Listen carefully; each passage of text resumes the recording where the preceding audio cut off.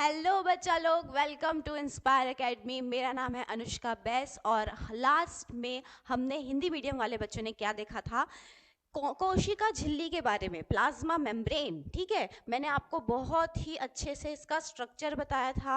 मैंने आपको ये बताया था कि इसके साथ में जो मॉलिक्यूल्स, कौन से प्रोटीन के मॉलिक्यूल्स इसमें फंसे रहते हैं, इसमें से एक होता है इंटीग्रल। इंटीग्रल मतलब जो कि अंदर फंसा हुआ है, और जो बाहर फंसा रहता है उसको हम पेरिफेरल प्रोटीन कहते हैं। इसके पास हेड होता है और टेल होती है। हेड जो है वो हाइड्रोफिलिक होता है। हाइड्रोफिलिक का मतलब है कि जो वाटर लविंग है, जो किससे प्यार करता है, पानी से प्यार करता है, इसीलिए उसका जो सर है वो किसकी तरफ होता है, बाहरी बाहरी तरल जो रहता है ना, एक्स्ट्रा सेलुलर फ्लूइड, ठीक है, उसकी तरफ रहता है। और टेल जो है वो नफरत करती है पानी से, तो इसलिए वो क्या है, हाइड्रोफोबिक। फोबिक मतलब उसको फोबिया है किससे, पानी से। तो इसीलिए उसका जो अरेंजमेंट है वो हमको ऐसा दिखाई देता है। मैंने आपको डायग्राम अच्छे से एक्सप्लेन किया था, तो मुझे लगता है कि अभी तक आप लोगों को डायग्राम क्लियर हो गया होगा। अगर नहीं हुआ है तो प्लीज़ आप लोग कमेंट सेक्शन में बताइएगा, और कहीं पर भी इंग्लिश की टर्मिनोलॉजी में दिक्कत जा रही हो तो वो भी मेंशन कीजिएगा। चलिए, मैंने आप लोगों को यहाँ तक पूरा एक्सप्लेन किया था कि देख लेते हैं एक बारी हमने क्या देखा था। वर्ष 1950 के इलेक्ट्रॉन, हाँ ये मैंने आपको अच्छे से बताया था कि इलेक्ट्रॉन माइक्रोस्कोप के आने के बाद ही ये चीज़ हमको पता चली थी कि बहुत सारे जितने भी ऑर्गेनल्स हैं, सेल ऑर्गेनल्स हैं, कोशिका अंग हैं, किन की बात कर रही हूँ मैं, माइटोकॉन्ड्रिया, एंडोप्लाज्मिक रेटिकुलम, ये सब की बात कर रही हूँ। ठीक है, तो इनमें क्या है, इनके बारे में हमको तभी पता चला जबकि एडवांसमेंट आया किस चीज़ में, माइक्रोस्कोप में। पहले लाइट माइक्रोस्कोप था, उसके बाद कौन सा आया, आपका इलेक्ट्रॉन माइक्रोस्कोप। ठीक है, तो ये मैं पहले भी आपको बता चुकी हूँ, है ना। तो ये पूरा हमारा कंप्लीट हो गया था। अब इसके बाद वाली जो स्लाइड है हम उस पर चलते हैं। क्या है, देखो ये आपकी एनसीईआरटी का डायग्राम लगा हुआ है यहाँ पे। चलो आ जाओ। लेकिन मेरे हिसाब से इससे बेटर डायग्राम वो था जो मैंने आपको दिखाया था, जो थोड़ा सा 3 डायमेंशनल था, जिसमें मैंने आपको पूरी चीज़ें एक्सप्लेन की थी। ठीक है, अब हम इसको कंप्लीट करते हैं। ठीक है, फिर रिवीजन भी करेंगे, टेंशन नहीं लेना है। चलो आ जाओ। इस स्लाइड में क्या बोल रहा है ये देखते हैं। झिल्ली की तरलीय प्रकृति, इसके कार्य जैसे कोशिका वृद्धि, अंकोशीय संयोजन का निर्माण, देखो यहाँ पे मैं थोड़ा मिटाऊंगी, संवरण, अंतकोशिक, कोशिका विभाजन इत्यादि की दृष्टि से महत्वपूर्ण है। देखो, सेल मेम्ब्रेन को मैंने आपको इसके पहले भी बताया था, यानी कोशिका झिल्ली बोल रहे हैं, सेल मेम्ब्रेन, प्लाज्मा मेम्ब्रेन, या इसको हम बोलते हैं साइटोप्लाज्मिक मेम्ब्रेन, क्योंकि सेल के अंदर क्या होता है, साइटोप्लाज्म होता है, तो वो उसको पूरा घेर के रखती है, कवर करके रखती है, प्रोटेक्ट करके रखती है, बाहर के एनवायरनमेंट से सेपरेट करके रखती है, इसीलिए साइटोप्लाज्मिक मेम्ब्रेन भी कहा जाता है। ठीक, तो यहाँ पर ये एक सिक्योरिटी गार्ड की तरह बिहेव करती है कि मेरी अनुमति के बिना कोई भी अंदर से बाहर नहीं हो सकता। ठीक है, उसके लिए क्या करना पड़ता है, जैसे इसको आप ऐसे याद रखो, अभी हम पढ़ेंगे, क्या पढ़ेंगे, हम पढ़ेंगे ट्रांसपोर्ट के बारे में, कि किस तरीके से बाहर से अंदर मॉलिक्यूल आते हैं और अंदर से बाहर जाते हैं, किसके, प्लाज्मा मेम्ब्रेन के थ्रू। अब प्लाज्मा मेम्ब्रेन उनको किसको अलाउ करती है, किस तरीके का है, वो हमको देखना है। इसका बहुत बड़ा रोल होता है सेल डिवीजन में, ये हमको पता है, ये चीज़ें यहाँ पे लिखी हुई है। ठीक है, तो अब ये डिफ्यूजन मैं बताऊंगी आपको, यहाँ आगे लिखा है क्या होता है, जो पैसिव ट्रांसपोर्ट है और एक्टिव ट्रांसपोर्ट है, उसका मतलब क्या होता है ये हम समझेंगे। ठीक, चलिए। जीव द्रव्य झिल्ली का सर्वाधिक महत्वपूर्ण कार्य यह है कि इसके अणुओं का परिवहन होता है। ठीक है, परिवहन का मतलब ट्रांसपोर्ट हो रहा है, किसका, मॉलिक्यूल्स का, ये सबसे बड़ी प्रॉपर्टी है। यह झिल्ली इसके दोनों तरफ मिलने वाले अणुओं के लिए चयनित पारमाग्य है। कहीं ना कहीं जितने भी मॉलिक्यूल्स जो अंदर और बाहर प्रेजेंट है, वो दोनों के लिए एक क्या बन गया है, चैनल बन गया है, क्या, प्लाज्मा मेम्ब्रेन। ठीक है, कुछ अणु बिना ऊर्जा की आवश्यकता के इस झिल्ली से होकर आते हैं, जिसे निष्क्रिय परिवहन कहते हैं। देखो, अगर मैं बोल रही हूँ, अगर ऊर्जा मतलब एटीपी, एटीपी यानी एनर्जी। ठीक है, अगर एनर्जी लग रही है तो वो कौन सा ट्रांसपोर्ट है, वो है पैसिव ट्रांसपोर्ट। कौन सा ट्रांसपोर्ट है, पैसिव ट्रांसपोर्ट। ठीक, इसमें जो है ऐसा याद रखो, इसमें हमको पैसा खर्च नहीं करना पड़ता, इसमें हमको कोई पैसा नहीं लग रहा है, पैसा एटीपी को पैसे से याद रखेंगे। ठीक है, इसमें हमको कोई पैसा नहीं लग रहा है, इसमें हम आराम से अंदर बाहर हो रहे हैं। सिक्योरिटी गार्ड है क्या, प्लाज्मा मेम्ब्रेन। अब उसको पता है कि भैया ये बिल्डिंग में तो क्या है, हमारी सेल बिल्डिंग है, मैंने आपको बताया था ना, हमारी सेल क्या है, बिल्डिंग है, जिसके अलग अलग क्या है, रूम है। रूम कौन, मैंने क्या बोला था रूम को, जैसे कि एक रूम को आप क्या समझ सकते हो, जहाँ पे प्रोटीन सिंथेसिस होता है, एंडोप्लाज्मिक रेटिकुलम। ठीक है, तो ऐसे याद रखना है अपने को, ठीक। तो अब जैसे देख लिया सिक्योरिटी गार्ड ने कि हाँ ये तो जान पहचान का है, ये तो जा सकता है, तो यहाँ पे आपको पैसे नहीं खर्च करना पड़ेगा, यहाँ पे आप सीधे एंट्री ले सकते हो। तो जहाँ पर भी एटीपी की ज़रूरत नहीं पड़ रही है, ऊर्जा की ज़रूरत नहीं पड़ रही है, तो वहाँ पर हम उसको क्या बोलते हैं, पैसिव ट्रांसपोर्ट, या फिर उसको हिंदी में कहा जाता है निष्क्रिय परिवहन, ठीक है।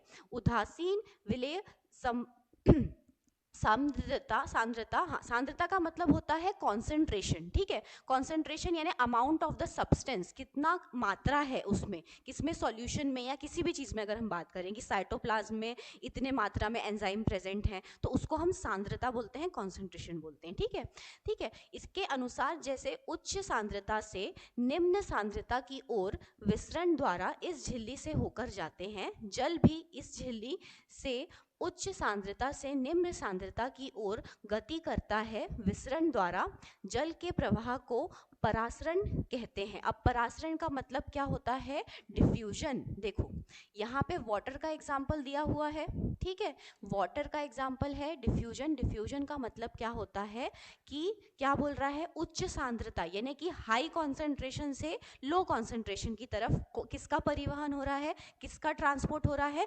मॉलिक्यूल्स का। चाहे अगर हम किसी का, देखो मैं एक एग्जांपल से बताती हूँ आपको, आपने घर में अगरबत्ती लगाई, ठीक है, ये आपने अगरबत्ती लगाई, ठीक है, मैं रेड कलर लेती हूँ, जिस पार्ट में जल रही है ना, उसके बाद क्या होता है, दूसरा कलर लूंगी, थोड़ा मुझे ग्रेइश कलर चाहिए, चलो ग्रीन ले लेते हैं, इससे समझ जाना। ये पूरी फ्यूज हो गई, ठीक है, फ्यूज मतलब क्या, डिफ्यूजन चल रहा है ना यहाँ पे, ध्यान दो मैं बोलना क्या चाह रही हूँ उस पर ध्यान दो। देखो मैंने कहा कि आपका अगरबत्ती को आपने जलाया और फिर उसको फंसा दिया, ठीक है, तो यहाँ पे जो सांद्रता है, कॉन्सेंट्रेशन है, वो क्या है, ज़्यादा है, और यहाँ से वो क्या होते जा रहा है, कम होते जा रहा है, ठीक है। तो उच्च से कम की ओर, सांद्रता की ओर जब किसी भी मॉलिक्यूल का मूवमेंट होता है, परिवहन होता है, तो उसे हम क्या कहते हैं, यहाँ लिखा हुआ है परासरण, यानी कि डिफ्यूजन कहा जाता है। डिफ्यूजन का मतलब होता है movement of the molecule from high concentration to the low concentration. इसका मतलब क्या लिखा है, यहाँ पर लिखा है, एक वर्ड आता है सांद्रता के निम्न, हाँ, अगर मैं बोलूं टुवर्ड्स द कॉन्सेंट्रेशन ग्रेडियंट, यानी कॉन्सेंट्रेशन ग्रेडियंट के अनुसार चल रहा है, तब इसका मतलब भी यही होता है कि हाई टू लो मूवमेंट हो रहा है, हाई कॉन्सेंट्रेशन से लो कॉन्सेंट्रेशन की तरफ। अगर मैंने बोला against the concentration gradient, gradient के विपरीत हो रहा है, तो क्या बोलूंगी मैं, मतलब वो लो टू हाई चल रहा है, ठीक, समझ में आया। एक बार और देखते हैं। डिफ्यूजन का मतलब ये होता है कि जब जहाँ पे मॉलिक्यूल का कॉन्सेंट्रेशन बहुत ज़्यादा है, वहाँ से उसका जो ट्रांसपोर्ट है वो कम की तरफ हो रहा है, तो उसको हम बोलते हैं डिफ्यूजन। इतना समझ में आया। यहाँ पे आपको कोई भी एटीपी या ऊर्जा खर्च करने की ज़रूरत नहीं है, ठीक है। तो यहाँ पे हमने वाटर का एग्जाम्पल लिया, इसमें गैसेज भी आ जाती हैं, वो भी आराम से आसपास हो सकती हैं, किसके, आर पार हो सकती हैं, किसके, प्लाज्मा मेम्ब्रेन के, ठीक है, बाहरी वातावरण से अंदर की ओर, साइटोप्लाज्म की तरफ, ठीक। और अगर मैं बात करूं किसकी, अगर मैं बात करूं कुछ ऐसे मॉलिक्यूल जिनमें एटीपी लगती है, तो उनके बारे में हम बात करेंगे अभी। देखो यहाँ पे आपको समझ में आया, मैंने क्या बोला, टुवर्ड्स द कॉन्सेंट्रेशन ग्रेडियंट, यानी कॉन्सेंट्रेशन ग्रेडियंट के अनुसार अगर उसकी तरफ चल रहा है, इसका मतलब ये होता है कि वहां से हाई टू लो की बात हो रही है, अगर उसके विपरीत है तो लो टू हाई, ये हमको याद रखना है, ठीक। आई होप क्लियर हुआ होगा। चलिए आगे देखते हैं। चूंकि ध्रुवीय अणु जो अध्रुवीय लिपिड से होकर नहीं जा सकते, उन्हें झिल्ली से होकर परिवहन के लिए झिल्ली की वाहक प्रोटीन की आवश्यकता होती है। देखो क्या होता है, कुछ मॉलिक्यूल, यहाँ पर भी हमारी जो है एटीपी खर्च नहीं हो रही है, ठीक है। पैसिव ट्रांसपोर्ट, अगर मैं यहाँ पे एक ड्रॉ करूँ, ठीक है, इसको ध्यान से देखो, यहाँ पे विजिबल होगा, एक मिनट, देखो मैंने लिखा, मैं पैसिव पीटी लिख रही हूँ, ठीक है, पीटी से समझ जाना किसकी बात हो रही है, पैसिव ट्रांसपोर्ट की। इसको मैंने क्लासिफाई किया, एक तो था सिंपल डिफ्यूजन, ठीक है, यानी सिंपल क्या, परासरण, और अगर मैं बात कर रही हूँ फैसिलिटेटेड की, ठीक है, फैसिलिटेटेड, इसका मतलब होता है कि ये आपकी प्लाज्मा मेम्ब्रेन है, ठीक है। कुछ प्रोटीन होते हैं जिनमें, जैसे ये एक मैंने प्रोटीन बनाया, यहाँ से एक बढ़िया चैनल बना हुआ है, या कुछ प्रोटीन क्या करते हैं, इनको आने जाने में मदद करते हैं। एक तरीके से यहाँ पे अगर मैं देखूं तो यहाँ पे कोई मॉलिक्यूल है, ठीक, जिसको अंदर जाना है लेकिन वो यहाँ से नहीं जा सकता, तो वो इस चैनल से होकर गुजरेगा, लेकिन उसको एटीपी की कोई ज़रूरत नहीं है। ऐसे में कौन सी चीज़ें काम करती हैं, देखो मैं आपको बताती हूँ। जैसे ये आपकी प्लाज्मा मेम्ब्रेन हो गई, ठीक है, यहाँ पे इस तरीके से एक कैरियर प्रोटीन होता है। क्या होता है? कैरियर प्रोटीन होता है, जो कि यहाँ से मॉलिक्यूल को क्या कर लेता है, बाहरी वातावरण यानी एक्स्ट्रा सेलुलर फ्लूइड से, ये अंदर आपका क्या है, साइटोप्लाज्म है, ठीक, तो अंदर में साइटोप्लाज्म में, तो यहाँ से उसने क्या कर लिया, कैरी कर लिया, मतलब पकड़ लिया किसको, मॉलिक्यूल को जिसको अंदर जाना है। अब वो अपना स्ट्रक्चर को इस तरीके से क्या करता है, चेंज करता है। देखो कैसे चेंज करता है, ऐसे, ये इसने अंदर की तरफ डाल दिया। तो ये क्या कर रहा है, ये एक तरीके से क्या कर रहा है, फैसिलिटेटेड डिफ्यूजन कर रहा है, मतलब उसको फैसिलिटी प्रोवाइड कर रहा है।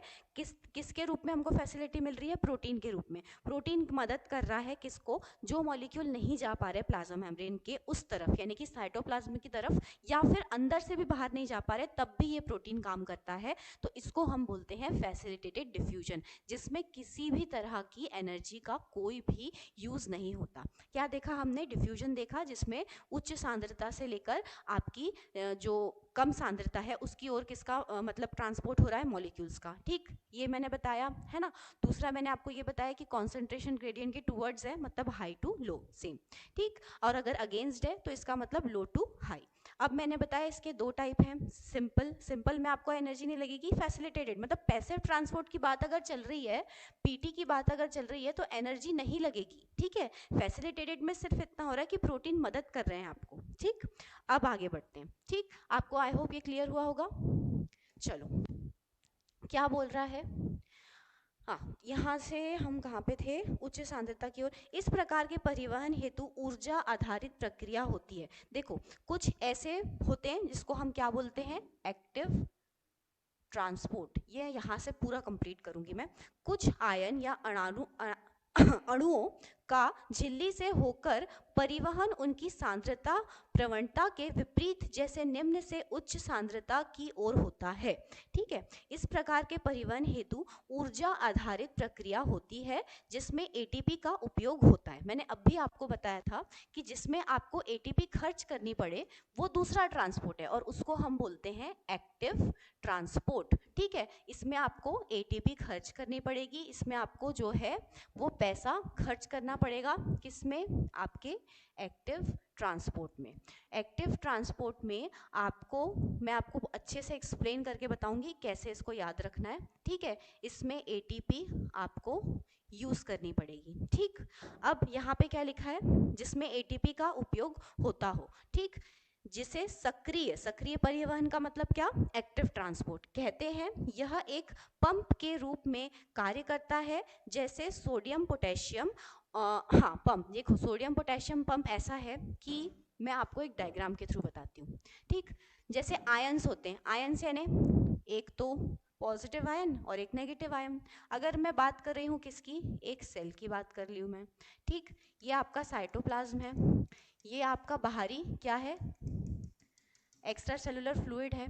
यहाँ पे के प्लस की मात्रा ज़्यादा है, यहाँ पे Na+ की मात्रा ज़्यादा है, ठीक। एक एग्जाम्पल बता रही हूँ मैं, ठीक है। इसको अभी एकदम एक्यूरेट फॉर्मेट में ज़्यादा इसमें डीप में जाने की ज़रूरत नहीं है। ये सोडियम पोटेशियम पंप जो है पूरा, ये मैं एक्सप्लेन करूँगी, ठीक। अभी मेन क्या समझना है हमको, एक्टिव ट्रांसपोर्ट। देखो क्या होता है, सक्रिय परिवहन में ये होता है कि यहाँ पे अगर कॉन्सेंट्रेशन ज़्यादा है और यहाँ पे कॉन्सेंट्रेशन कम है, या यहाँ पे K+ का ज़्यादा है, यहाँ पे Na+ का कम है, तो इसको हमको कैसे करना है।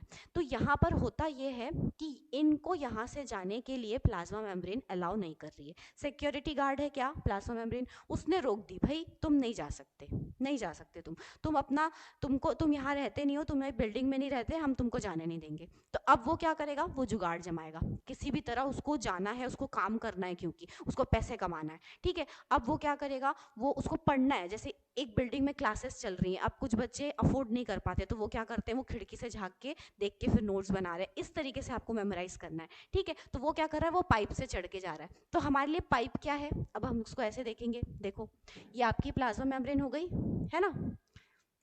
इसके लिए कुछ ऐसे हमने इंटीग्रल प्रोटीन पढ़े थे, उसमें ऐसे चैनल बन जाते हैं जिनको हम टनल प्रोटीन भी कहते हैं, ठीक। तो इसी के थ्रू क्या हो जाते हैं, जितने भी Na+ है ना, वो क्या आ जाते हैं, अंदर की तरफ आ जाते हैं, और K+ जो है अगर उनको बाहर जाना है तो वो बाहर चले जाते हैं। तो यहाँ पे सिक्योरिटी गार्ड जो है वो खड़ा है, उसको आप पैसे दो, एनर्जी खर्च करो, और उसके बाद ही आप क्या कर सकते हो, अपना परिवहन कर सकते हो, ट्रांसपोर्ट कर सकते हो। तो ये था एक डिफरेंस किसमें, एक्टिव और पैसिव में, जो कि सबसे इम्पॉर्टेंट पॉइंट है या इम्पॉर्टेंट महत्वपूर्ण कार्य है किसका, आपकी प्लाज्मा मेम्ब्रेन का, ठीक। चलिए अब नेक्स्ट स्लाइड पे चलते हैं। एक बार आप ये वाले डायग्राम को देख लीजिए अच्छे से, ठीक है। ये देखिए, मैं इसको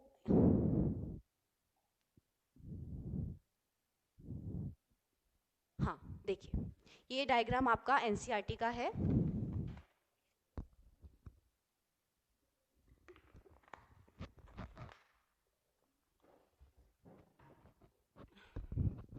सारी वही चीज़ें लिखी हुई हैं जो मैं आपको इसके पहले एक्सप्लेन कर चुकी हूँ, ठीक। अब हमको क्या पढ़ना है नेक्स्ट स्लाइड में देखते हैं। चलिए आ जाइए, देखिए कोशिका भित्ति, अगर मैं बात करूँ किसकी, कोशिका भित्ति मतलब क्या, सेल वॉल, ठीक है। चलिए मैं मार्कर सेलेक्ट कर लेती हूँ, क्या बोलना चाह रहा है इसमें। यहाँ लिखा है, आपको याद ही होगा, ठीक है, मार्कर को थोड़ा सा पतला करना पड़ेगा। हाँ चलिए, कलर ब्लैक नहीं, मैं येलो लूंगी, ठीक। चलिए, आपको याद ही होगा कि कवक व पौधों की जीवद्रव्य झिल्ली के बाहर पाई जाने वाली दृढ़ निर्जीव आवरण को कोशिका भित्ति कहते हैं। सेल वॉल की बात चल रही है, सेल वॉल की बात चल रही है, मतलब कहाँ पर होगी, बैक्टीरिया में होगी, ठीक है। और कहाँ होगी, और कहाँ हमें दिखाई देती है सेल वॉल, और प्लांट में दिखाई देती है, क्योंकि प्लांट में लोकोमोटरी ऑर्गन नहीं होते, लोकोमोशन का मतलब होता है मूवमेंट, प्लांट अब ऐसे चल थोड़ी सकता है, ठीक है। तो इसीलिए उसके पास ना ही किडनी है, अब किडनी नहीं है तो मैंने आपको बताया था उसके पास बहुत बड़ा वैक्यूल होता है जिसमें वो सारी चीज़ें क्या करके रखता है, स्टोर करके रखता है। चलिए अब यहाँ पर यही चीज़ बताई गई है कि कोशिका भित्ति किस में पाई जाती है, पौधों में पाई जाती है, जो कि उसको प्रोटेक्शन देने का काम करती है। और क्या क्या है इसके बारे में इंफॉर्मेशन देखते हैं। कोशिका भित्ति कोशिका को केवल आगे क्या लिखा है, कोशिका भित्ति कोशिका को केवल, ये किसका डायग्राम है, ये है आपके एंडोप्लाज्मिक रेटिकुलम का डायग्राम है ये, ठीक। चलिए, कोशिका भित्ति यांत्रिका हानियां और संक्रमण से ही रक्षा नहीं करती, इसका मतलब ये कि इसका काम सिर्फ प्रोटेक्शन का नहीं है कि ये सिर्फ बचाव कर रही है, ऐसा बिल्कुल भी नहीं है। इसमें लिखा है बल्कि यह कोशिकाओं के बीच आपसी संपर्क बनाए रखने तथा अनवांछनीय, ठीक है, अणुओं के लिए अवरोध प्रदान करती है। देखो कोई भी इन्फेक्शन अगर सेल की तरफ आ रहा है, किसकी सेल, प्लांट सेल की तरफ, बैक्टीरिया की तरफ आ रहा है, तो उससे भी ये प्रोटेक्ट करने का काम करती है। कोई इन्वायरमेंट ऐसा है जहाँ पे वो चीज़ सर्वाइव नहीं कर पा रही है तो उसके लिए भी ये हेल्प करती है। तो इसका काम सिर्फ प्रोटेक्शन देना नहीं है, इसके दूसरे भी बहुत सारे हैं जो यहाँ पे लिखा है, ठीक। शैवाल की कोशिकाएं भित्ति सेलुलोज, ठीक है, गैलेक्टोज, मैनोज व खनिज जैसे कैल्शियम कार्बोनेट, एक मिनट इसको मैं थोड़ा सा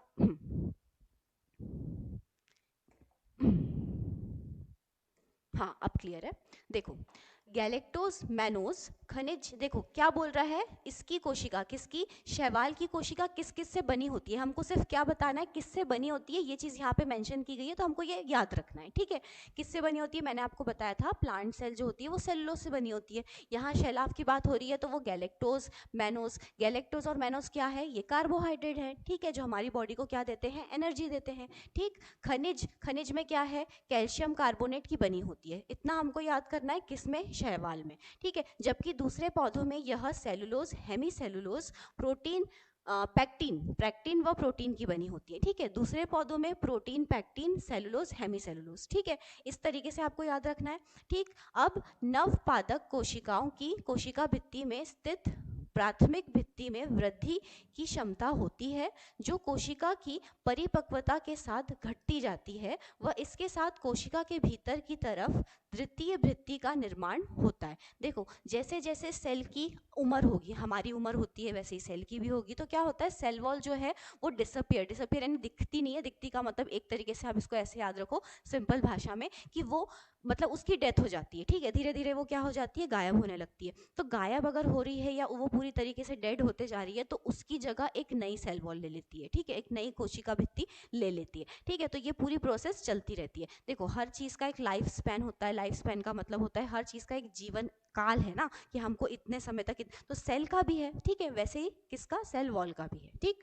अब आगे क्या लिखा है, मध्यम पट्टिका मुख्यतः कैलिक्स पेक्टेट की बनी सतह होती है, ठीक है, जो आसपास की विभिन्न कोशिकाओं को आपस में चिपकाए व पकड़ी रहती है, ठीक है। इसका काम ये भी है कि ये आसपास की कोशिकाओं को क्या करती है, आसपास की कोशिकाओं को इंग्लिश में बोलते हैं नेबरिंग सेल्स, ठीक है, उनको क्या करती है, अपने आप से चिपका के रखती हैं, ठीक है।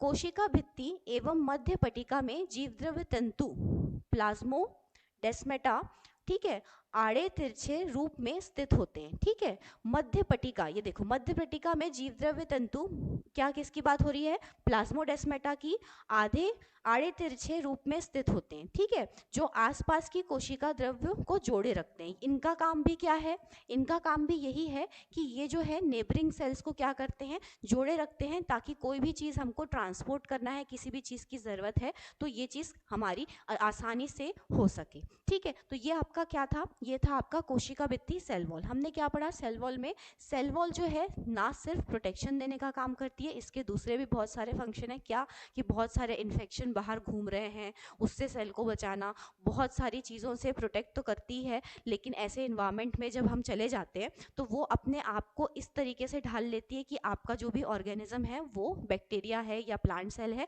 उसको किसी भी तरह का हार्म ना पहुंचे, ठीक। उसके बाद हमने ये देखा कि शैलाव में इसका जो कंपोजिशन है ये किससे बनी होती है, क्या, कोशिका भित्ति यानी सेल वॉल, गैलेक्टोज मैनोज खनिज जैसे कैल्शियम कार्बोनेट से बनी होती है। दूसरे प्लांट्स में ये सेलुलोज से बनी होती है, हेमीसेलुलोज से बनी होती है, और उसमें पेक्टिन और प्रोटीन प्रेजेंट होते हैं, ठीक। उसके बाद हमने ये देखा कि इसमें आपको क्या दिखाई देगा, इसका एक और फंक्शन ये है कि ये दूसरी नेबरिंग सेल्स यानी कि आस पड़ोस की जो सेल्स हमारी हैं उनके साथ एक इंटरेक्शन बना के रखती है, बोलना चाहिए जैसे हमारे पड़ोसी के साथ बातचीत बनी रहती है, बढ़िया चीनी और चाय पत्ती का आदान प्रदान होता रहता है, बिल्कुल वैसे ही याद रखो इसको कि सेल वॉल का काम क्या है कि भैया ये एक दीवार है जो हमारे पड़ोसी के बीच में है, तो यहाँ से हम बात कर रहे हैं तो ये कर रही है कि ये इंटरेक्ट करने के लिए क्या कर रही है, हेल्प कर रही है, इसको इस तरीके से याद रखेंगे, ठीक है।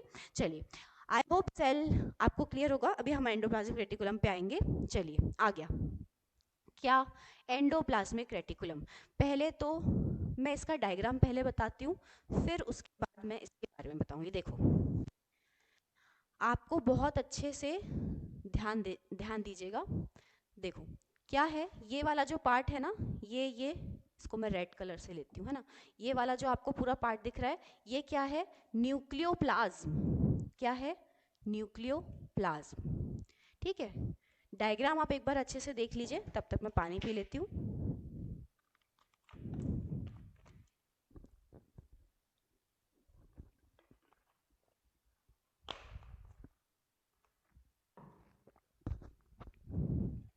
चलिए मैंने क्या बताया, मैंने ये बताया कि ये वाला जो आपको पार्ट दिख रहा है ये क्या है, आपका न्यूक्लियोप्लाज्म, मतलब न्यूक्लियस होगा, ठीक। यहाँ अंदर आपका न्यूक्लियोलस होगा।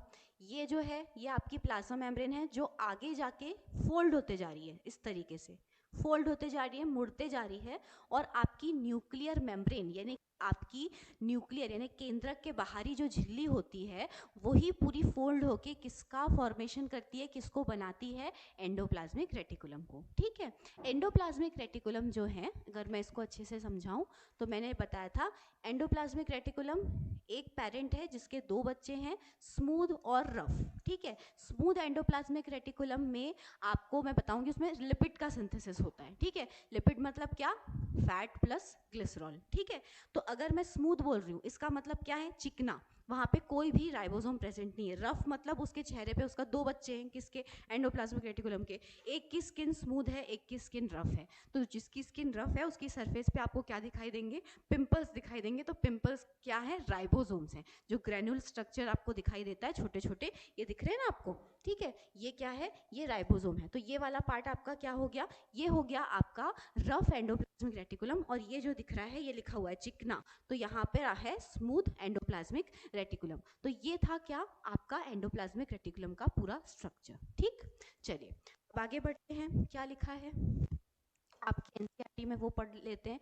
एक एक चीज एनसीईआरटी की मैं एक्सप्लेन कर रही हूँ। यहाँ लिखा हुआ है, इलेक्ट्रॉन माइक्रोस्कोप के अध्ययन के पश्चात यह पता चला कि यूकैरियोटिक कोशिका के कोशिका द्रव में चिपटे आपस में जुड़े थैली युक्त छोटी नलिकावत जालिका तंत्र बिखरा रहता है, जिससे अंतर्द्रव्य जालिका कहते हैं। अंतर्द्रव्य जालिका का मतलब ही होता है एंडोप्लाज्मिक रेटिकुलम।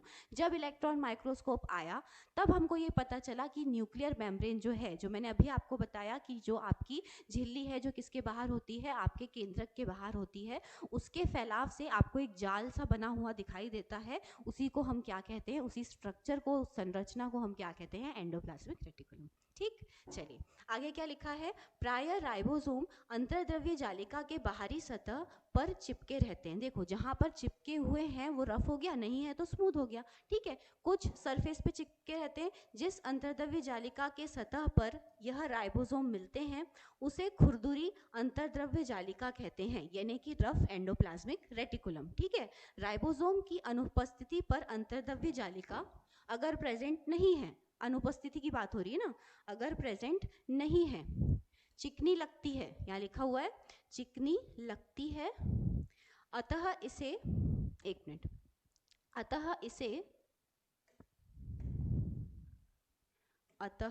इसे चिकनी अंतर्द्रव्य जालिका कहते हैं, यानी कि स्मूथ एंडोप्लाज्मिक रेटिकुलम कहते हैं। जो कोशिकाएं प्रोटीन संश्लेषण एवं क्या, हाँ, इसका क्या होता है, देखो सबसे पहले आपको ये याद रखना है कि प्रोटीन संश्लेषण मतलब क्या, प्रोटीन सिंथेसिस, प्रोटीन का फॉर्मेशन कहाँ पे होता है, ये याद रखो, एंडोप्लाज्मिक रेटिकुलम के ल्यूमेन में। ठीक है, मैं आपको अभी एक डायग्राम बनाती हूँ, उससे आपको क्लियर होगा। देखो इसको हम आगे लेके चलते हैं थोड़ा सा।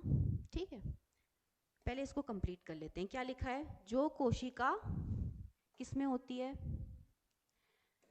हमारी एंडोप्लाज्मिक रेटिकुलम की बात चल रही है।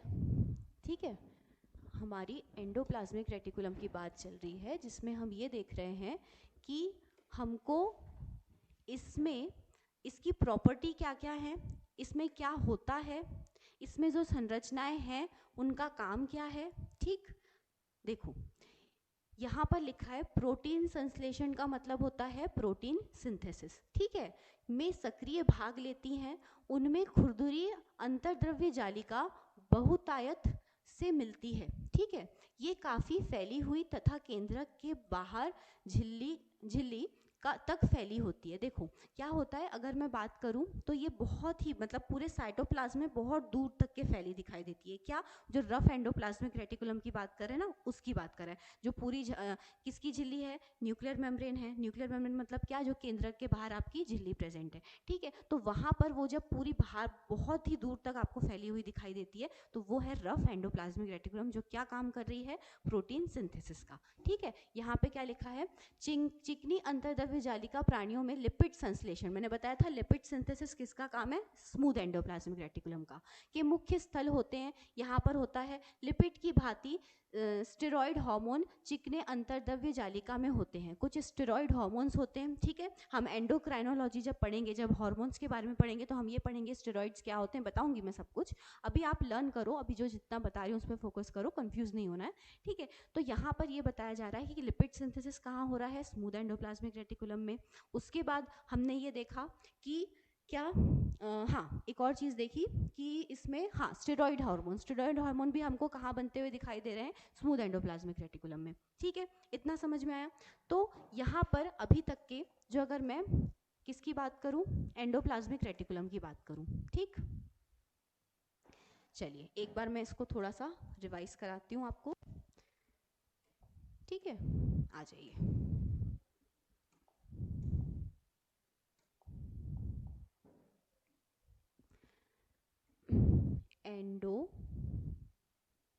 प्लाज्मिक, इसको थोड़ा सा मैं मोटा करूँगी, इसका मैं डायग्राम भी बना रही हूँ, रफ डायग्राम, जिससे आपको क्लियर होगा।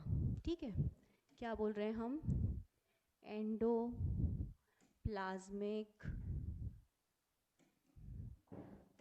रेटिक्यूलम।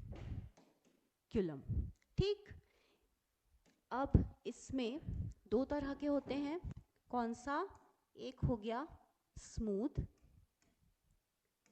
ER एंडोप्लाज्मिक रेटिकुलम, और दूसरा हो गया रफ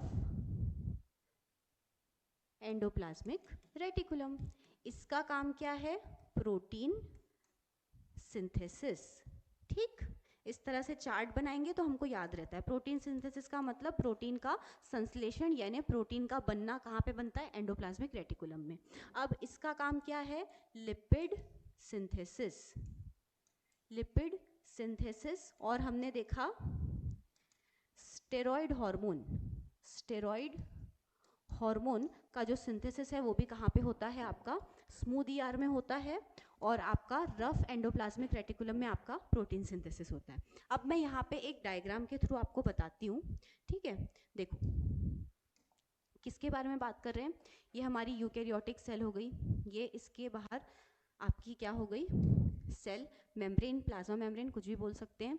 यहाँ पे आपका क्या भरा हुआ है, ये पूरा आपका क्या है, साइटोप्लाज्म है। ठीक है, इसको अगर मैं ऐसे अच्छे से पूरा तो कलर नहीं करूँगी क्योंकि बहुत टाइम वेस्ट होता है, तो मैं बस बताना चाह रही हूँ कि किस तरीके से आपका जो एंडोप्लाज्मिक रेटिकुलम है वो सेल के अंदर दिखाई देता है। ठीक, वो हमको सिर्फ एंडोप्लाज्मिक रेटिकुलम का एक पार्ट दिख रहा था। ठीक है, तो यहाँ पे हम देखेंगे कि एंडोप्लाज्मिक रेटिकुलम किस तरीके से फैला होता है ना। चलिए आ जाइए, यहाँ पर सबसे पहले मैं बनाऊंगी क्या, न्यूक्लियस।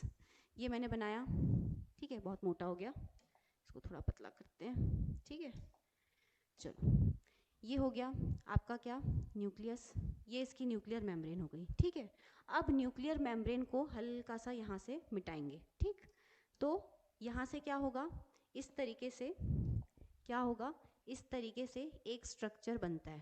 ठीक है ना, ये जो पूरा फैला रहता है किसमें, आपके साइटोप्लाज्म में। मैं लेबल कर देती हूँ, इसको लेबल करते हैं। इसको हमने क्या बोला, इसको बोला साइटोप्लाज्म, यानी आपका ये क्या है, आपकी कोशिका के अंदर जो तरल पदार्थ होता है उसी को हम साइटोप्लाज्म बोलते हैं ना। और ये आपकी है सेल मेम्ब्रेन, कोशिका झिल्ली। ठीक है, ये क्या है, ये है न्यूक्लियस। ठीक, उसके बाद इसके अंदर आपको पता है न्यूक्लियोलस होता है। ठीक है, केंद्रक के अंदर न्यूक्लियोलस। ठीक, अब यहाँ पर आपको जहाँ पर भी ऐसे दाने दिखाई देंगे, ठीक है, ब्लू कलर से बनाते हैं, देखो ये ऐसे दाने दाने दाने दाने, रेटिकुलम का वो पार्ट जहाँ पे आपको ऐसे दाने दिखाई देते हैं, इन दानों को ही हम क्या कहते हैं, ये पिंपल वाला बच्चा है ना, इसको हम बोलते हैं क्या, रफ एंडोप्लाज्मिक रेटिकुलम। अब ये वाला जो पार्ट है इसको क्या बोलते हैं, इसको बोलते हैं ल्यूमेन। किसका ल्यूमेन, एंडोप्लाज्मिक रेटिकुलम का ल्यूमेन, ये जगह को ल्यूमेन कहा जाता है। ठीक है, तो यहाँ पर प्रोटीन संश्लेषण होता है किसमें, रफ एंडोप्लाज्मिक रेटिकुलम में। अब अगर मैं थोड़ा सा किसका पार्ट बनाऊं, ठीक है, इसको थोड़ा सा मैं रब करूंगी, है ना। चलो किसके बारे में बात करेंगे, थोड़ा सा स्मूथ वाले के बारे में मैं बता देती हूँ आपको। ठीक है, आ जाइए।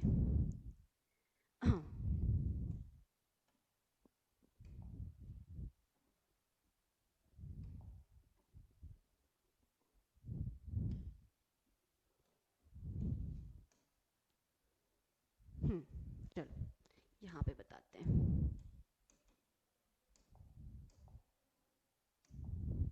देखो ये आपकी क्या है, यहाँ से ये थोड़ा सा मैं बना रही हूँ क्या, आपका नहीं, यहाँ से नहीं बनेगा, एक मिनट, इसको थोड़ा सा रब करते हैं। उसके बाद आपका जो क्या है, साइटोप्लाज्म था, उसको हम थोड़ा सा कलर कर लेते हैं अच्छे से।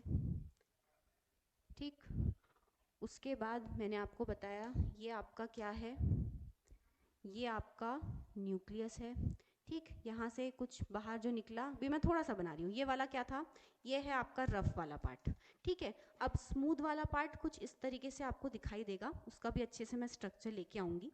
ठीक, तो यहाँ पर कुछ भी आपको राइबोसोम नहीं दिखेंगे। ठीक, तो ये जो पार्ट है कौन सा, स्मूथ वाला पार्ट, यहाँ पे क्या हो रहा है, लिपिड का संश्लेषण हो रहा है, या फिर स्टेरॉइड हार्मोन अगर कहाँ बन रहे हैं तो वो बन रहे हैं स्मूथ, जिसकी स्किन कैसी है, चिकनी है। तो ये एक रफ डायग्राम था, आप चाहो तो इसका स्क्रीनशॉट ले सकते हो अगर आपको पसंद आया हो तो, एक क्विक रिवीजन के लिए अच्छा है। ठीक है, मैं तब तक पानी पीती हूँ।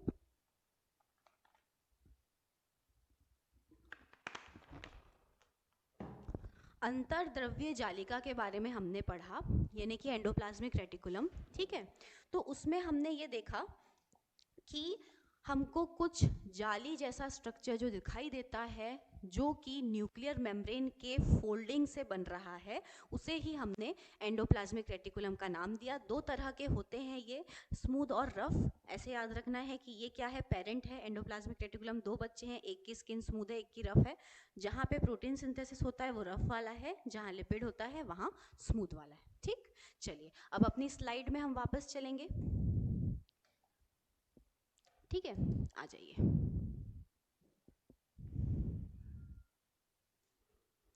हमारे पास जो मटेरियल अभी तक हमने पूरा पढ़ा है उसको हमने डायग्राम और एक छोटे से डायग्राम से रिवीजन कर लिया। ठीक है, अगर उसके बाद भी दिक्कत जाती है तो आप लोग मुझे बताएंगे। ठीक, चलिए। गोल्जी, कैमेलियो गोल्जी, ये किसका नाम है, कैमेलियो गोल्जी एक साइंटिस्ट का नाम है। ठीक, साइंटिस्ट जो गोल्जी थे उन्होंने क्या किया, क्या लिखा हुआ है, पहली बार केंद्रक के पास घनी रंजित जालिका कावत संरचना तंत्रिका कोशिका में देखी। ठीक है, अब अगर मैं बनाऊंगी, इसका भी डायग्राम बनाऊंगी, एक आपको स्ट्रक्चर दिखाई देता है किसका, गोल्जी बॉडी का। पहले हम उसका स्ट्रक्चर देखते हैं जो कि ऊपर था। ठीक, स्ट्रक्चर के बाद बात करो तो अच्छे से रिवीजन भी हो जाता है और समझ में भी आ जाता है। ठीक, देखो, हमें ये हमारी सेल हो गई। ठीक है, यहाँ पर हमारा न्यूक्लियस है, ये हमारा एंडोप्लाज्मिक रेटिकुलम वाला पार्ट हो गया। अब यहाँ पे इस तरीके से जो हमको स्ट्रक्चर दिखाई देता है ना, वही क्या होता है, आपका गोल्जी बॉडी। ठीक है, ये रफ डायग्राम बनाया अभी मैंने, अभी अच्छे से बनाऊंगी। ठीक है, देखो यहाँ पर ये जो पार्ट है, ये वाला, इसको हम क्या बोलते हैं, लिखा हुआ है यहाँ पे। सबसे पहले तो ये वाले को बोलते हैं इंग्लिश में सिस्टर्ने। ठीक, उसके बाद ये वाला पार्ट भी ल्यूमेन कहलाता है, जो खाली जगह है। ठीक, तो इसमें ये गोल्जी बॉडी में एक्चुअल में होता क्या है, प्रोटीन तो बन रहा है। कहाँ बन रहा है प्रोटीन, प्रोटीन बन रहा है आपके एंडोप्लाज्मिक रेटिकुलम में। मैंने बताया था लड्डू बन रहा है एक कमरे में, जिसको हमने बोल दिया किचन। हमने एक घर में घुसे, वो घर क्या है, यूकेरियोटिक सेल थी। अब हम जब जिस घर में हम घुसे तो हमको वो वहाँ बढ़िया सिस्टमेटिक सब कुछ दिखा ना। मैंने आपको बताया था कि एक स्टूडेंट जो रूम लेके रह रहा है उसको प्रोकैरियोटिक सेल सोच के रखो, और आपका जो घर है जिसमें सब जगह अलग अलग चीज़ें, ड्राइंग रूम है, और फिर उसके बाद में आपका किचन है, आपका बेडरूम है, रेस्टिंग स्टेज है, जहाँ पे हर चीज़ मैं एक्सप्लेन करूँगी। ठीक है, तो अब अगर मैं बात कर रही हूँ किसकी, प्रोटीन सिंथेसिस की, इसका मतलब हम किचन में पहुँच गए। किचन में लड्डू बन रहे हैं, लड्डू का जो पैकेजिंग होगी, पैकेजिंग करके तो आप कहीं और पहुँचाओगे ना। तो जब सेल के बाहर ज़रूरत है या सेल के अंदर ज़रूरत है, तो उसको पैकेज करना, उसको मॉडिफाई करना, उसको टेस्ट करके देखना लड्डू को कि भैया ये सही बना है कि नहीं, या फिर उसमें कुछ और ऐड करने की ज़रूरत है। तो ये सब काम किसका होता है, ये गोल्जी बॉडी का काम होता है। ठीक, ये देख लिया, स्ट्रक्चर देख लिया। अब इसके बारे में देखते हैं कि लिखा क्या है। ठीक है, आइए। चलिए, क्या बोल रहा है, एक कैमेलियो गोल्गी करके एक साइंटिस्ट थे जिन्होंने इसके बारे में बताया था, इसीलिए इसे गोल्जी बॉडी, गोल्जी एपरेटस या गोल्जी कॉम्प्लेक्स, 3 नामों से जाना जाता है। ठीक, पहली बार केंद्र के पास, हाँ ये हमने देख लिया, जिन्हें बाद में उन्होंने नाम दिया गोल्जी काय कहा गया। यह बहुत सारी चिपटी डिस्क आकार की थैली या कुंड से मिलकर बनी होती है। ठीक है, जिनका व्यास 0.5 माइक्रोमीटर, 1.0 माइक्रोमीटर होता है। यहाँ पर इसका व्यास बता दिया। ठीक है, ऐसी चीज़ें पूछी नहीं जाती है, लेकिन ये हमको पता होनी चाहिए। ठीक है, कि कितनी छोटी है, कितना ज़्यादा इसका स्ट्रक्चर किस तरीके से, ये इन्फॉर्मेशन पता होनी चाहिए। इन केस पूछ लिया, ज़रूरी नहीं है कि हर चीज़ हम पूछे जाने के हिसाब से ही पढ़े, नॉलेज के लिए भी पढ़ना बहुत ज़रूरी है। ठीक है, तो यहाँ पर एक आगे क्या लिखा हुआ है कि ऐसी आपको चिपटी हुई, देखो इस तरीके की दिखाई देती है, ऐसी ऐसी, है ना। तो ये इस तरीके नीचे का स्ट्रक्चर जो है उसको हम क्या बोलते हैं, गोल्जी बॉडी। ये ऐसा इसको हमने सिस्टर ने बोल दिया, और इसके बीच में जो यहाँ पे स्पेस होता है उसको ल्यूमेन बोलते हैं, जो यहाँ लिखा हुआ था। एक दूसरे के समांतरण ढेर के रूप में मिलते हैं, जिसमें जालिकाएं कहते हैं। ठीक है, एक तरीके से इसका भी थोड़ा थोड़ा स्ट्रक्चर किससे मिलता है, एंडोप्लाज्मिक रेटिकुलम से। ठीक, लेकिन ये कंपैरिजन, अगर कंपैरिजन करें एंडोप्लाज्मिक रेटिकुलम के साथ तो थोड़ी अलग दिखाई देती है। ठीक, गोल्जी काय या गोल्जी बॉडी में कुंडों की संख्या अलग अलग होती है। ठीक है, केंद्रक के पास संकेंद्रित व्यवस्थित होती है। ठीक है, ये आपको जो न्यूक्लियस है, न्यूक्लियस के पास न्यूक्लियर मेम्ब्रेन है, वहां से एंडोप्लाज्मिक रेटिकुलम था, और उसी के पास आपको क्या दिखाई देगी, गोल्जी बॉडी दिखाई देगी। ठीक है, जिनमें निर्मांतरण सतह, ठीक है, परिपक्व सतह, ठीक है, और आगे क्या लिखा हुआ है, परिपक्व सतह की ओर गति करते हैं। इसमें स्पष्ट है कि गोल्जी काय का अंतर्द्रव्य जालिका से निकटतम स्तंभ है। अंतर्द्रव्य, ठीक है, अब आपको इससे बहुत अच्छे से क्लियर होगा, अब भी बताया था मैंने, इसमें ये बताना चाह रहा है वो कि एंडोप्लाज्मिक रेटिकुलम के साथ इसका एक बहुत जुड़ाव है। क्या है, कनेक्शन है, क्योंकि दोनों साथ में काम कर रहे हैं। प्रोटीन सिंथेसिस बोले तो दोनों में ही हो रहा है, लेकिन पैकेजिंग और मॉडिफिकेशन बोलते हैं तो वो कहाँ होता है, गोल्जी बॉडी में। और अगर प्रोटीन सिंथेसिस की बात आ जाती है तो वो हम बोल देते हैं एंडोप्लाज्मिक रेटिकुलम में, उसमें राइबोसोम प्रेजेंट होते हैं। ठीक है, रफ एंडोप्लाज्मिक रेटिकुलम में अभी देखा था।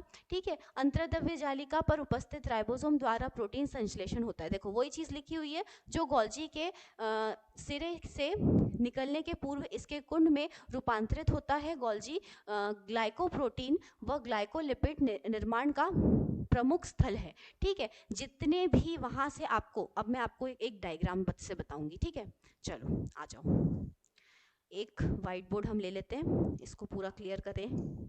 चलो, एक सेल बनाएंगे, बड़ी सी सेल बनाते हैं, यूकेरियोटिक सेल।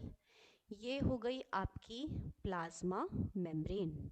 ठीक है, अब मैं कलर नहीं करूंगी। ठीक है, अंदर में आपका क्या है, अंदर में आपका न्यूक्लियस है। ठीक, ये आपकी न्यूक्लियर मेम्ब्रेन, जिससे कि ये क्या निकल रहा है, आपका एंडोप्लाज्मिक रेटिकुलम। यहाँ पे मैंने आपका बना दिया क्या, गोल्जी बॉडी। अब यहाँ पे प्रोटीन बन रहा है। ठीक, लड्डू बनते बनते यहाँ पे आए, इसने इसको दे दिया, इसने पैकेजिंग की, इसको अलग कलर से बनाती हूँ मैं। ठीक, इसने पैकेजिंग वगैरह की, यहाँ से ये कुछ ऐसे प्रोडक्ट निकालती है। अब लड्डू तो बन के तैयार है ना, पैकेजिंग भी हो गई है, तो यहाँ पर कुछ ऐसे जो बोलना चाहिए वेसिकल्स, इसको हम क्या बोलते हैं, वेसिकल, इंग्लिश में वेसिकल बोलते हैं। ठीक है, तो ये इस तरह के प्रोडक्ट दिखाई देते हैं हमको, जिनके अंदर क्या भरे होते हैं, जिनके अंदर आपको बहुत सारे एंजाइम्स दिखेंगे। ठीक है, जो कि रिएक्शन करवाते हैं लेकिन रिएक्शन में भाग नहीं लेते। ठीक है, रिएक्शन को इनिशिएट कराते हैं, उसको शुरू करवाते हैं। ठीक है, अब अगर मैंने बोला वेसिकल, इसके प्रोडक्ट निकल रहे हैं। ठीक है, तो जो प्रोडक्ट गोल्जी बॉडी से निकलते हैं, वहीं उसी को हम क्या बोल देते हैं, आपको पता है, उसी को हम लाइसोसोम बोलते हैं, सुसाइडल बैग। तो लाइसोसोम के बारे में हम अभी पढ़ेंगे। और अगर ये बहुत ज़्यादा बड़ा है, ठीक है, तो उसको हम बोल देते हैं वैक्यूल। तो ये जो पूरे चीज़ें हैं, क्या, एंडोप्लाज्मिक रेटिकुलम हो गया, गोल्जी बॉडी हो गया, ये पूरे किसका पार्ट है, ये है एंडो मेम्ब्रेन सिस्टम का पार्ट है। ठीक, कौन कौन सी चीज़ें, सबसे पहला आपका ईआर, उसके बाद आपका गोल्जी बॉडी, उसके बाद आपका लाइसोसोम। ठीक, जिसमें क्या भरे हुए हैं, एंजाइम्स भरे हुए हैं, और उसके बाद ये वैक्यूल लिखा है। ठीक, तो ये सारी चीज़ें आपके काय में आती हैं एंडो मेम्ब्रेन सिस्टम में। इसमें मतलब पूरा प्रोटीन सिंथेसिस यहाँ हुआ, यहाँ मॉडिफिकेशन हुआ। लाइसोसोम जो है वो हमारे अंदर होता है। ठीक है, प्लांट्स में भी होता है। वैक्यूल जो है वो अलग अलग तरह के, उसका भी अलग क्लासिफिकेशन है। जो बहुत बड़ा वैक्यूल है वो तो हमको प्लांट सेल में दिखाई देता है। तो वहीं पर ये पूरी चीज़ मैंने एक साथ बता दी आपको। अब यहाँ पर क्या हो रहा है, इसमें क्या प्रेजेंट है, इसमें हाइड्रोलाइटिक एंजाइम प्रेजेंट है। अब प्रोटीन का सिंथेसिस हुआ, एंजाइम क्या होते हैं, प्रोटीन ही तो होते हैं। तो ये क्या करेंगे, जितनी भी, अब लाइसोसोम का काम क्या होता है, लाइसोसोम का काम ये होता है कि यहाँ पर आपको बहुत सारी, देखो यहाँ पर आपको बहुत सारी माइटोकॉन्ड्रिया दिखाई देंगी। ठीक है, अब ये मैंने बोला था सबका जीवन चक्र है, ठीक है। अब ये क्या हो गई हैं, ये हो गई हैं, ये हो गई हैं डेड। तो यहाँ पर जब ये लाइसोसोम निकलता है तो ये अपने जितने भी हाइड्रोलाइटिक एंजाइम हैं वो इनके ऊपर क्या करेगा, रिलीज कर देगा, ठीक है। जिससे क्या होगा, ये एक किस में कन्वर्ट हो जाएंगी, ये ऐसे, देखो मैं बता रही हूँ, ये ऐसे राख में कन्वर्ट हो जाएंगी, ठीक है, इस तरीके से। और फिर सेल के थ्रू एक्सोसाइटोसिस, एक्सोसाइटोसिस मतलब बाहर की तरफ निकाल देना, किसको, वेस्ट मटेरियल को। ये राख बन गया अब, तो ये हाइड्रोलाइटिक एंजाइम उसमें डाल दिया उसने, तो उससे क्या हुआ, माइटोकॉन्ड्रिया जो मर गई थी, जो हमारे सेल के लिए इन्फेक्शियस हो सकती है, हमारे सेल को इन्फेक्शन कॉज कर सकती है, तो इस वजह से उसने क्या किया, अपने जो जितने भी हाइड्रोलाइटिक एंजाइम थे उसके ऊपर छिड़के और वहां से किसको बाहर फेंक दिया, जितना भी राख बना था, जितना भी गंदा मटेरियल था, उसको उसने एक्सोसाइटोसिस मतलब साइटोप्लाज्म के बाहर फेंक दिया। एक्सो का मतलब बाहर होता है, एंडो का मतलब अंदर होता है, ठीक है। तो इसके थ्रू उसने क्या किया, सेल को इन्फेक्शन से बचाया और जितनी भी गंदगी है उसको एक्सक्रीट आउट कर दिया, बाहर निकाल दिया, ठीक। अब इसमें लाइसोसोम के बारे में हमने देखा। अब आपकी एनसीईआरटी क्या बोलती है उसके पास चलते हैं, ठीक। चलिए आ जाइए, एनसीईआरटी में क्या लिखा हुआ है ये अब हमको देखना है कि लाइसोसोम के बारे में एनसीईआरटी क्या बोलती है। अभी हमने गोल्जी बॉडी देख लिया, एंडोप्लाज्मिक रेटिकुलम देख लिया, अब हम लाइसोसोम देखेंगे, ठीक है। लाइसोसोम का मैं एक और बार समझा दूंगी रिवीजन के लिए, ठीक है।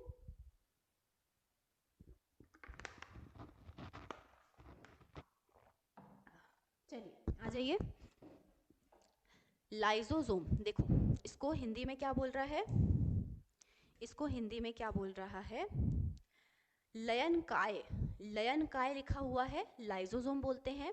यह झिल्ली पुटिका संरचना होती है जो संवेशन विधि द्वारा गोल्जी से बनती है। अब भी बताया मैंने, गोल्जी से जो प्रोडक्ट बाहर आता है वही लाइसोसोम कहलाता है, ठीक।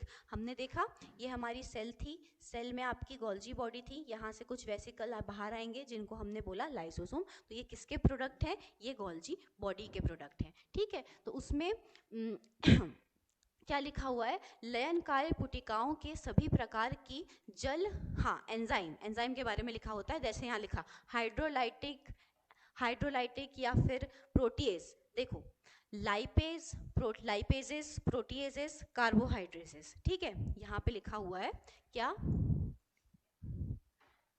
हाइड्रोलाइटिक एंजाइम के बारे में लिखा है। मैं व्हाइट बोर्ड लेती हूँ, ठीक, क्लियर करती हूँ किसकी बात चल रही है, बात चल रही है हमारे लाइसोसोम की, लाइसोसोम,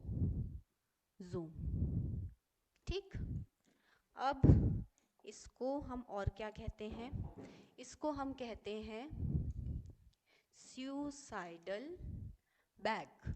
मैम सुसाइडल बैग, आत्महत्या की थैली, इसको क्यों कहा जाता है, इसीलिए कहा जाता है, इसको पॉजिटिव सेंस में लो। अब भी बताया था, जैसे माइटोकॉन्ड्रिया की डेथ हो गई, अंदर सेल के कोई भी गंदगी है तो उस पर अपने एंजाइम छिड़क देगा, ठीक। एंजाइम क्या होते हैं, प्रोटीन होते हैं, कहाँ से बन रहे थे, एंडोप्लाज्मिक रेटिकुलम से, कहाँ मॉडिफाई हो रहे हैं, गोल्जी बॉडी में, और प्रोडक्ट निकल रहा है वो है क्या, लाइसोसोम। और अगर वैक्यूल निकलेगा तो वो प्लांट सेल में है, तो ये पूरा किसका पार्ट हो जाता है, एंडोमेम्ब्रेन सिस्टम का, जो मैंने अभी बताया, ठीक।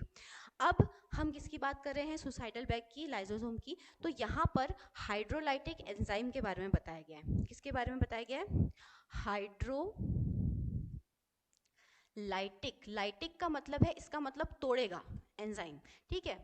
तोड़ना मतलब क्या, कैटाबॉलिक प्रोसेस, ठीक। इसमें अगर बोल रहा है कार्बोहाइड्रेट को तोड़ना है तो कार्बोहाइड्रेजेस, ठीक है। एज लगा हुआ है, इसका मतलब हम किसकी बात कर रहे हैं, एंजाइम की, ये हमेशा याद रखना, ठीक है। प्रोटीन, प्रोटीनेज, प्रोटीन को तोड़ेगा। लाइपेज, लाइपेज किसको तोड़ेगा, लिपिड को तोड़ेगा। तो ये सारी चीजें हमारे सेल के अंदर प्रेजेंट होती हैं और ये सारे एंजाइम किस में होते हैं, आपके लाइसोसोम में होते हैं, जो ये सारी चीजों को तोड़ने में मदद करते हैं। अगर ये मर गई हैं, खत्म हो गई हैं, तो इनके ऊपर ये छिड़क देगा और सेल से बाहर कर देगा, किसके, एक्सोसाइटोसिस के थ्रू, ठीक। चलो अब हम लाइसोसोम में और क्या लिखा हुआ है वो देख लेते हैं, ठीक।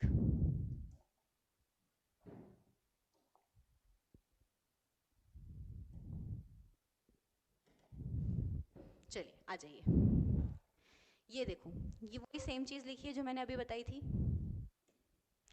कार्बोहाइड्रेट्स मिलते हैं यहाँ पे, प्रोटीनेज, लाइपेज, जो लिपिड को तोड़ेंगे वो लाइपेज हैं, जो प्रोटीन को तोड़ेंगे प्रोटीनेजेस, एज लगा हुआ है मतलब एंजाइम है, ठीक है।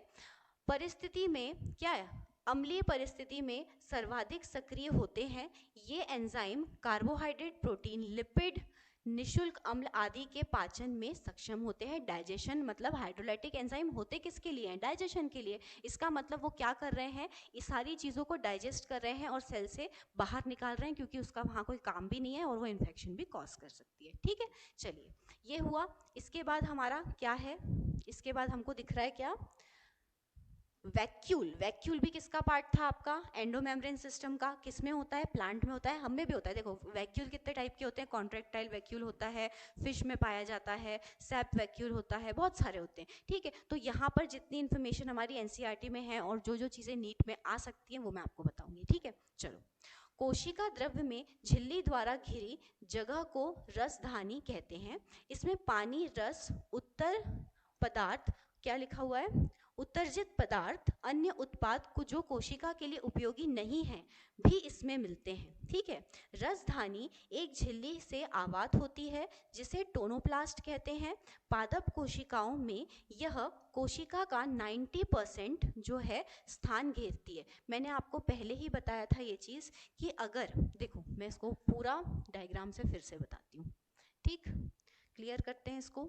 हमने यहाँ पर एक प्रोकैरियोटिक सेल ड्रॉ करेंगे, इसका स्क्रीनशॉट लेते जाओ आप लोग, ठीक है।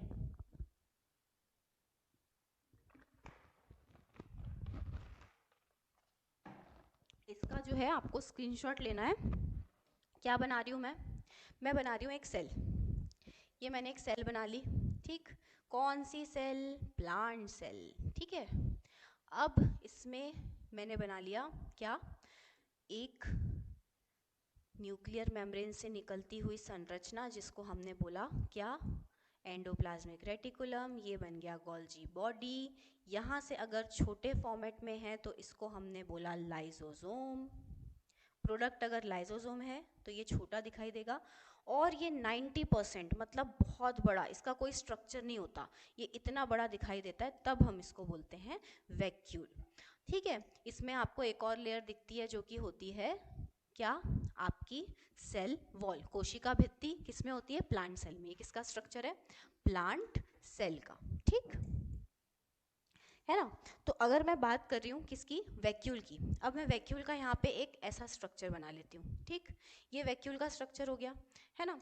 वैक्यूल के स्ट्रक्चर में आपको जो अंदर वाला पूरा पोर्शन दिख रहा है ना, ये वाला जो पूरा पोर्शन आपको दिख रहा है, यहाँ पर हमारी बॉडी में, जो ह्यूमन बॉडी है उसमें भी तो यूकेरियोटिक सेल है, पहले भी बताया था मैंने आपको। तो यूकेरियोटिक सेल अगर है तो हमारे पास किडनी है, हमारे पास सारी चीज़ें फिल्टर आउट करने के लिए एक पूरा सिस्टम प्रेजेंट है, स्टोर करने के लिए, डाइजेस्ट करने के लिए सारी चीज़ें प्रेजेंट है, ठीक है। लेकिन प्लांट सेल के पास क्या ये सब चीज़ें प्रेजेंट है, इतना वेल डेवलप्ड सिस्टम होता है क्या प्लांट सेल के पास, नहीं होता। तो उसके पास एक बड़ा सा स्ट्रक्चर जो हमको दिखाई देता है, उसी को हम क्या बोल देते हैं, उसको हम बोल देते हैं वैक्यूल, ठीक है। तो वैक्यूल से हमको ये फ़ायदा होता है कि हम जितना भी गंदगी है, एक्सक्रीटरी प्रोडक्ट है जो हमको सेल के बाहर भेजना है या सेल के अंदर रखना है, ठीक है, वो सब हमको काय में दिखाई देगा, वो हमको वैक्यूल में दिखाई देगा, ठीक है। तो इसमें देखो, इसमें मैं लिखती हूँ, ये विजिबल है क्या, एक minute, I think white would be okay, हाँ ठीक है, इसको थोड़ा पतला कर लेते हैं। देखो, जितना भी एक्सक्रीटरी मटेरियल है वो भी यहाँ मिलेगा, जो हमको बाहर निकालना है। फूड मिलेगा, फूड को स्टोर करता है, ठीक है, ठीक है। उसके बाद में आपके बहुत सारे आयंस मिलेंगे यहाँ पे, सोडियम पोटेशियम आयंस, ठीक है। तो ये अंदर वाला जो पोर्शन है, ठीक, अब जो अंदर वाला पूरा पोर्शन आपको दिखाई दे रहा है, इसको हम बोल देते हैं एक मिनट, इसको हम बोल देते हैं सेल सेप। क्या बोलते हैं,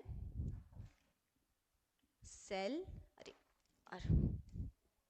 क्या हो रहा है, हाँ चलो, सेल सेप। और इसकी जो आपको ये लेयर दिखाई देती है बाहर, ये सिंगल मेम्ब्रेन होता है, ठीक है। तो इसको हम बोलते हैं टोनोप्लास्ट। ठीक, क्या देखा हमने? हमने देखा प्लांट सेल में एक ऐसा स्ट्रक्चर हमको दिखाई देता है जो सबसे ज़्यादा जगह को घेरता है, जिसको हम वैक्यूल बोलते हैं। क्यों ये होता है? क्योंकि इसके पास किडनी वगैरह तो है नहीं, तो जितनी भी एक्सक्रीटरी मटेरियल है, फूड रखना है, आयंस रखना है, ये सारी चीज़ें वैक्यूल के अंदर, एक जो रस होता है या उसके अंदर बोल सकते हैं जो तरल पदार्थ है, उसको हम क्या बोलते हैं? सेल सैप बोलते हैं, ठीक है। जैसे कि हमारे सेल में साइटोप्लाज्म होता है, ठीक है। तो जब भी आप पेड़ काटते हो तो उससे जो पूरा एक लिक्विड आपको बाहर निकलता हुआ दिखाई देता है ना, जूस रस बाहर निकलता है, तो वो सेल सैप ही होता है, ठीक है। तो ये सारी चीज़ें इसमें होती है। और इसकी लेयर को हम क्या बोलते हैं? जैसे हमारी सेल की लेयर को हम क्या बोलते हैं? Cell membrane, plasma membrane. वैसे ही वैक्यूल की लेयर जो बाहर है, ठीक है, उसकी झिल्ली को हम कहते हैं टोनोप्लास्ट। तो ये आपको याद रखना है, ठीक है। वैक्यूल किसका पार्ट है? एंडोमेम्ब्रेन सिस्टम का पार्ट है, ठीक है, जो किसका प्रोडक्ट है? गोल्जी बॉडी का प्रोडक्ट है, ठीक है। तो आई होप आप लोगों को आज की क्लास अच्छे से समझ में आई होगी, मज़ा आया होगा। अगर आपको कहीं पर भी कोई कन्फ्यूजन है तो आप कमेंट सेक्शन में ज़रूर बताइएगा। और दूसरी चीज़ ये है कि मैं जितने भी डायग्राम और जितनी भी चीज़ें बोल रही हूँ, एक्सप्लेन कर रही हूँ, उसके आप की पॉइंट्स बनाते जाइए।